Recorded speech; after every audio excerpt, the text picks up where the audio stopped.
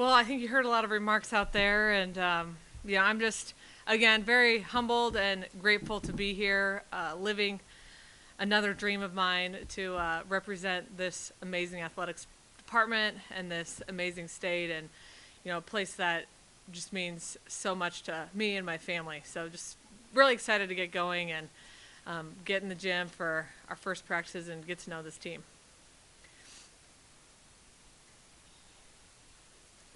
Channel 1011, Dani, welcome home.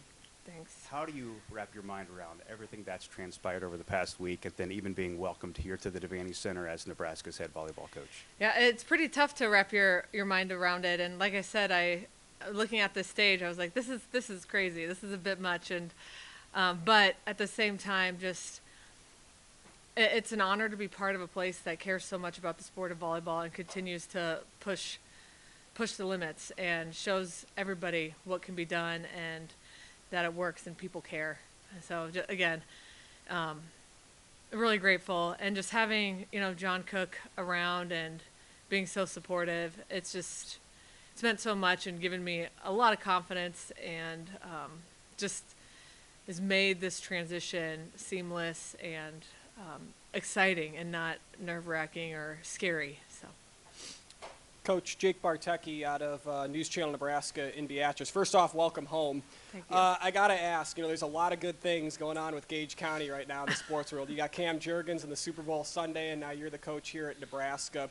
What is it about that area that's led to so much recent success, and what is it about the Freeman community that means so much to you?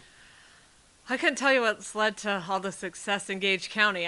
That's pretty funny, but I feel like the people in Nebraska in general, in Southeast Nebraska, they love sports, and everybody does everything. It's a mixture of tons of small towns, and so I think there's a lot to be learned from that. And having Freeman here today is pretty amazing. It's funny, I was joking.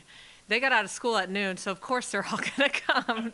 If they came, they got an excused absence. But just to see the support out there and hearing them cheer, and to know that they'll always support one of their own was a very, very neat moment. Amy Jeff, Lincoln Journal-Star, you touched on this, but when did it sink in for you that you're the head coach at Nebraska, and what are those emotions, and what has that felt like? It's interesting because I hadn't been super emotional, or I don't know if it really has sunk in the last week that I was actually the head coach here. It's just like I'm so familiar with Lincoln and the athletic department. Troy was joking, like, I'm more familiar with the people here than he is, some of them. So a lot of people are the same. Until honestly today, when I'm getting ready for this and typing up some remarks, I'm like, wow, I'm actually doing this. Like we're gonna do this, and just seeing the support and the excitement, I think that's when it really hit me that this is happening. Dani, Lincoln Arneal with Huskers Illustrated. You came to town a couple weeks ago to watch that love match. Was that a pre-planned trip, and when did you realize that trip led to other conversations and more was at foot that weekend? Yeah, I wouldn't say it was really pre-planned because I have two former players playing for the Madison team, and there was a schedule change, and the original game I was going to go watch them wasn't going to work out, and so it was like, this is the perfect time to go home and also see them, and it was kind of before the big recruiting rush. But it also was a little bit of fate, when I started talking to John, and he's like, oh, if you're coming in town, let's meet with Troy. And I was like, really? And so that's when I knew that John was getting more serious about retiring, that if he was going to go to that length, I knew it was getting serious. Hi, Dani. Andy Kendi with KETV. So just take us through. So you meet with Troy, and then how quickly does this happen? And obviously, because of you wanting to be here, it probably ruins the negotiation. Can really drive a hard bargain. True, but no, it was pretty quick, and I think John had a lot to do with that. Just his support and him, really feeling confident that I could do it, and I think he talked to Troy a lot more than I did about it, and. But it was pretty quick. We met on Saturday or Sunday, I don't even know what day, and then I think a few days later, Troy was like, so do you want to be the next coach here? I was like, well, yeah. I was actually in practice, and I stepped out to take the phone call, and that's when the ball really started rolling. And a follow-up here. Obviously, expectations are sky high Yes. here. What are your expectations leading this program? The expectations aren't changing. You know, our expectations is to be in the hunt to win the Big Ten and to be in Final Fours and winning national championships, you know, but I also, you know, want our players to leave here just loving the sport of volleyball and loving the game and, you know, be dying to play pro or coach or give back and have this feeling of that they're not burnt out. And so I think that the expectation is for these players to have an amazing experience, and usually that leads to success. Abby Barmer with Husker Online. Obviously, a big key to this is that John is retiring. What was your reaction when he told you he was going to retire, and just how important has his impact been on your career as a player and now coach? You know, I knew he was always thinking about retiring, but in the back of my head, I was like, I don't know if he'll ever actually pull the trigger, because he has such a great team, and he says a lot. Like, this is the most fun I've ever had coaching. So for him to walk away now, I think said a lot about, you know, his family. Like, he cares about his family. He wants to spend more time with them, and the fact that he's confident and satisfied with what he's done, that he can walk away, and also the fact that he's going to still be a big part of this program and helping me, especially through this first season. I forgot the second part of your question. What's he meant? Okay. Yeah, just incredible impact. And, you know, I've been calling John for advice since my very first job at Tennessee, and he's helped me through a lot of issues, you know, at previous institutions or times when I didn't know what to do, and being able to have somebody like him to lean on, who's literally been through it all, I feel like, and been successful through it all, was just always really comforting. And again, for him to really put a stamp of approval on me just meant a lot. We had a lot of interesting times throughout our relationship, which we'll get to those someday, little by little, but sometimes I'm surprised he didn't kick me off the team, but you know, he always supported me, and this is just another step of that. Hi, Dani. Lauren Michelson, KTV in Omaha. Obviously, I don't have to be the one to tell you you're taking over an outstanding team, but what's your message been to this group of young women throughout this transition? Well, I haven't had a ton of time to spend with them, unfortunately, just with, you know, I came here to meet with them briefly last week, and then I had a family vacation planned right after that I, you know, really felt like I needed to go on before all this started. So I haven't had a ton of time, but mainly it's just, you know, again, what I said out there, that the values are going to stay the same, but there's going to be some different things that we do, and I'm excited to give them a little bit of change while also keeping so many things the same, because there's so many amazing things that have worked for so long. But to put a little spin on it will be a lot of fun. Brett Wagner from the Lincoln Journal. Dani, what feels so unique about this for a first year as far as the potential to have returning players and returning staff? Yeah, it really makes it like easier, for lack of a better word, on the head coach, because you have the staff in place. So immediately I can start right into the team and recruiting, and that's been a philosophy of mine. Is, you know, those two things always come first, the team and recruiting.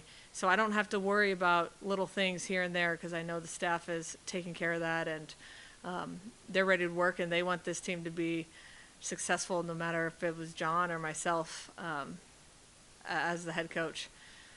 And then just having the team coming back and being so supportive, and, you know, getting text messages and just seeing them, and I can like feel their smiles and excitement, and, you know, I know they're going to be ready to work and really enjoy a little bit of change. Hi, Coach. Erin Sorensen with Counter Read. We talk a lot about how Nebraska is the epicenter of volleyball, not just at the collegiate level, but at the club level, pretty much every level, even now professionally. And for you being the first woman to lead this Nebraska volleyball team, What do you hope that can show all of the women across the state as far as what's possible for them, and maybe those little girls that are sitting in that crowd right now? Yeah, what's amazing about our sport is the ball has already been rolling. This year we had the first woman to win a national championship, and now you're seeing more women take over these historic programs and, getting a chance to lead and to show that we can do it. And for me, it's more than just being a woman. It's just about, we can be really successful and competitive, but we can also have great family lives and great lives outside of our sport. And I'm hoping to model that to them, that you really can do it all. Hi, Coach. Adam Kruger with CBS in Omaha. When it comes to that 06 meeting with John, it's been beaten to death. But what's the main lesson you took from that you hope can still apply to today's generation? Number one, the young athletes, when they're playing on their club teams and playing on their high school teams, to not just be obsessed with playing one certain position, and to be open to trying different things. You want to be the most well-rounded athlete you possibly can be. And then number two is, the team comes first, and the best teams and the teams that are winning national championships, they have a selflessness about them that other teams don't, and that's why they're there at the end. And so you never know what's going to be asked of you, so you got to be ready for it and embrace it. And you picked the sport of volleyball, so you got to do what you can to give your team the best chance to win. And a follow-up. Compared to Louisville, Nebraska does have higher expectations. Native sons, native daughters have come back, and it's been a mixed bag of goods. Did that make you hesitant at all to come back? No, if you start playing the compare game, that's never going to work. And this is different. I spent a lot of time away from Nebraska. It wasn't just a couple seasons that were magical. It was a long time, and I learned a lot, and that's what prepared me to come back and feel confident. Plus, this team is not or this program is not a case where somebody got fired or somebody is leaving in a bad place. This is a program that's getting left in an amazing position, and so no hesitation in that way. Dani, Mitch Sherman from The Athletic. Personally for you, having taken Louisville to 2 national championship matches and having a growing family, where were you at within the window of opportunity where the timing worked for you? The timing is always hard, like leaving a place that you love. So I love Louisville. It's an amazing place to live and raise a family, and amazing athletic department. So I wouldn't say that the timing is ever perfect, but for me to be able to come home with a baby on the way, with all of our family here, and not going to lie, my husband might have been freaking out a little bit thinking about 2 young kids without any help. So it was, a little bit of God's timing that this is what our family needed at this time. Dani, Lincoln Arneal again. You kind of, I don't know if it was intentional or not, but in your last contract you negotiated with Louisville, you put in a buyout clause with exception for Nebraska too. Is that kind of a red flag saying, hey, I'm interested, remember me over here? Or what was the rationale behind putting that clause in with Nebraska in their contract? I think that was more discussions with Josh, the AD at Louisville, and and I wanted to make sure that I did not take Nebraska off the list of my opportunities, but I also knew that I wanted to be true to Louisville, but unless something at Nebraska came up, and I think Josh did the right thing, and he talked about a lot of the right thing to do, to almost like a reward. We're gonna honor, or we're gonna give you this great contract, but we understand that Nebraska is a special place to you, and we don't want to close any doors for you. Hey, Coach, Nate Johnson with Channel 8 News. Thinking about kind of Coach Cook this past season, kind of dipping into the social media field a little bit. How do you balance, being a coach, being a mentor, a motherly figure, kind of all in one a little bit? I'm still figuring that out, so I have not learned the right way to balance it all. And I think it's just a lot of, you got to say no sometimes, and then you got to pick and choose what's important to you, and But again, I'm figuring that out, learning on the way. And what's amazing about having great staff is it allows you to do that, and a team that understands. And I told the team on day one, like, I'm really transparent. And for that, I think that builds a lot of trust. And so they're going to know what I'm missing for. I'm not afraid to tell them, like, I'm going on a vacation. Like, that's okay, So I think that transparency really helps give you the confidence to be able to do things that are balanced life outside of volleyball. Jacob Badil with Hail Varsity. Can you kind of walk us through the process of getting Jalen and Kelly and Lindsay back on board, your connections with them, and then maybe the next steps in terms of potentially filling out your coaching staff? I think Jalen, Kelly, and Lindsay, they love Nebraska. And, I think they, again, want to see this team accomplish goals that they've set, years ago. And I've known all of them. Lindsay was actually a volunteer coach when I was a player, and then she was the director of ops when I coached here. Kelly I coached for most of her career, I think all but 1 year. And then Jalen and I have gotten to know each other really well, just out recruiting and working USA camps. So I knew that it would be a good fit to keep everybody together. And I think John also helps that too, letting them know that he believes it would be a good fit. So it really wasn't much convincing. As far as the next staff member, I'm going to take my time. There's some amazing people in this program already that have put in some work that could potentially fill that. But I've gotten the green light from Troy if there's, if we want to make a change or add a staff member, that we'll do that. But I'm not in a hurry to do that. Amy, just again, with it being National Girls and Women in Sports Day yesterday, what would you tell 9, 10-year-old Dani about just how things have gone and where you're continuing to head?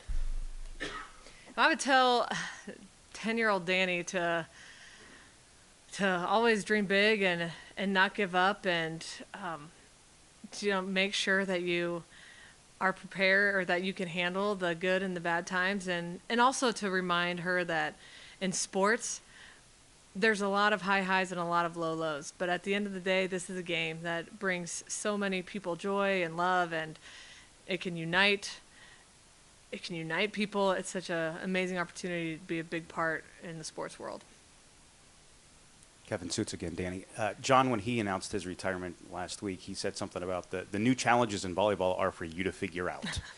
What are they? I just think the changing landscape of college athletics in general, don't think you can pinpoint one thing. It's just like there's something new. There's new rules changing. There's transfer portal. There's NIL. There's rev share. And literally you'll get an update every day that it changed. So I think it's just keeping up with the changes and, being able to navigate those. That's why being at a place like Nebraska is really, if it's an advantage, because I think we're always one step ahead and thinking about all these changes, what could happen next. Brent Wagner again. What ways do you hope that you and the program can honor John Cook and what he's built as you go forward now? I think the best way to honor what John's built is to continue to show the product on the court. So win games, win championships, and, play with joy. And I know there's going to be some really fun things planned this fall to honor John, and we're going to be the proudest parts of those plans. But number one will be winning, and I know he would have loved to go out with the national championship, but I also know that he will be just as happy watching this team win one in December if it comes to that.